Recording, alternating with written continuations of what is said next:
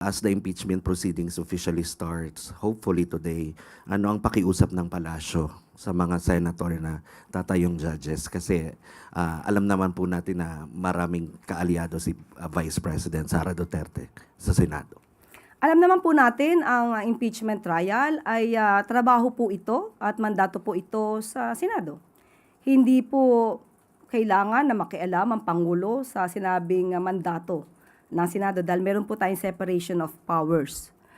Ang dapat lang po sigurong laging nating tandaan-daan, hindi lang mga Senado, hindi lang sa Senado at Senador, kundi tayo mismong mga Pilipino.